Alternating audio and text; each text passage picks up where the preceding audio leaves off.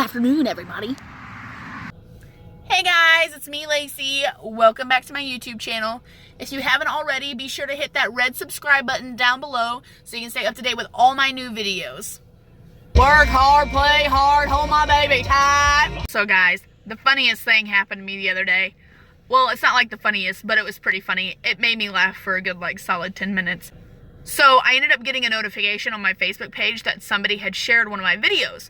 So I checked it out just to kind of see, obviously, what it was. And a guy had shared my update on the mouse video. And on his page where he shared it, his exact words were, "This is stupid as hell, but she cute though." He thinks I'm cute. "This is stupid as hell, but she cute though."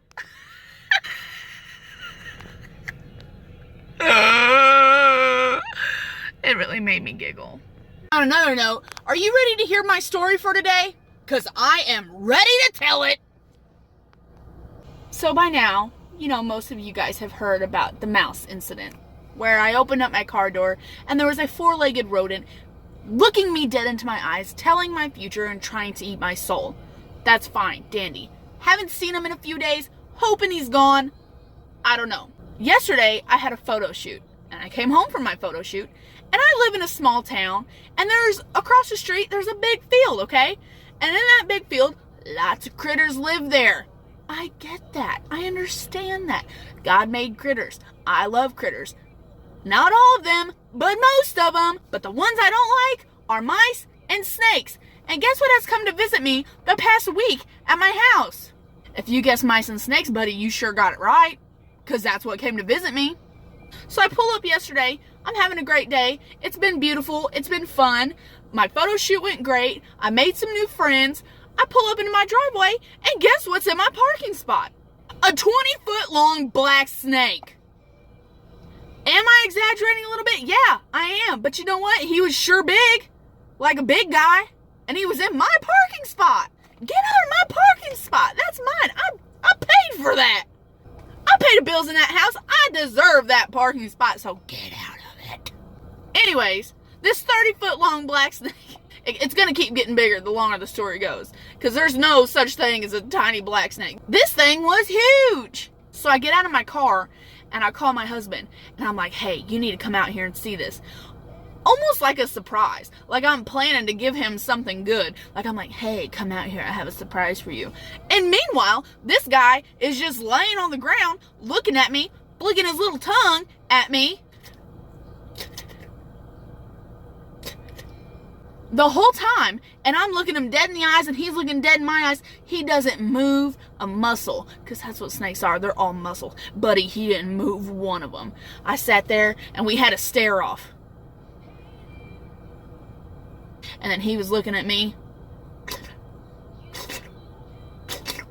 And I was like, "All right, mister, that's my parking spot you're in. I'm going to need you to move." Snakes are bullies. They do what they want, when they want, how they want.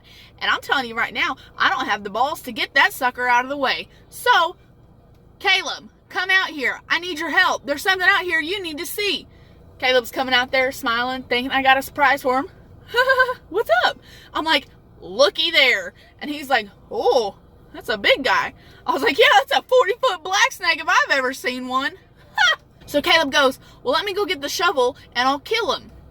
I'm like, "No, I feel bad. Like he's just trying to make his way to the road. He was facing towards the highway." So I was like, "I'll just nudge him with the stick and I'll watch him slither down to the highway so he can get away and go about his business and we can go about ours." Because black snakes are good for the environment. They kill bad snakes. And anything that kills a bad snake is my friend.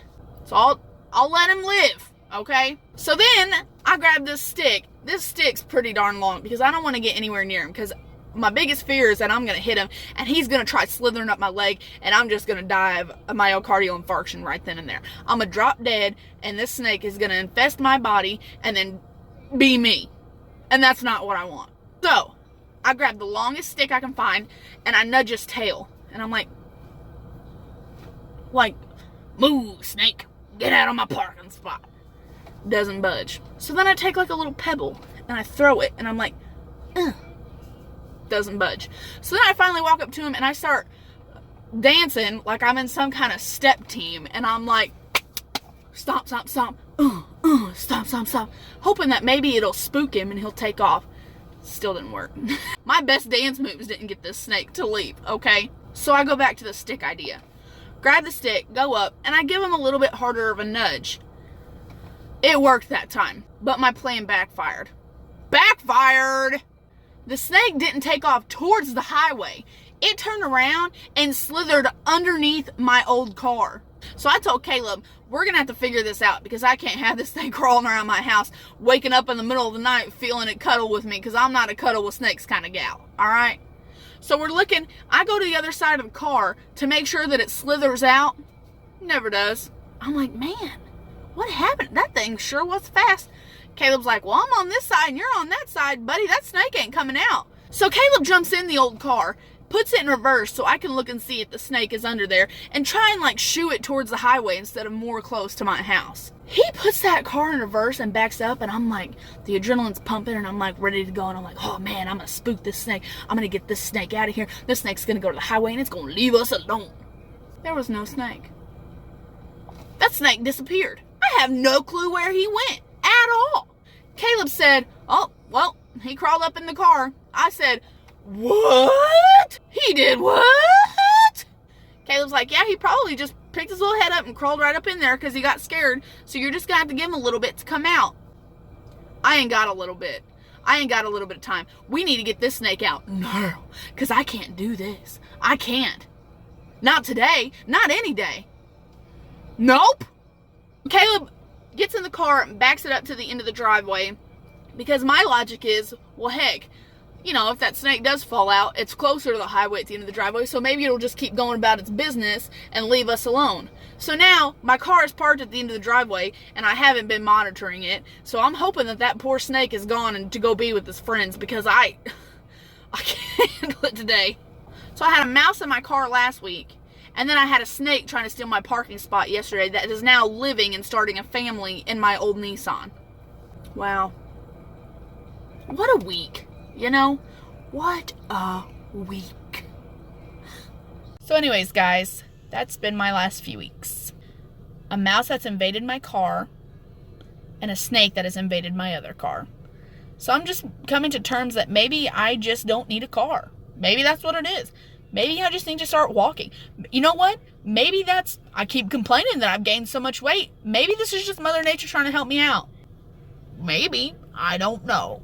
Anyways, guys, that's all I have for you today. Make sure you watch out for snakes, and make sure you watch out for mice, or else you'll be walking back and forth to work, because they will invade your cars and won't give them back. So, just keep an eye out, okay?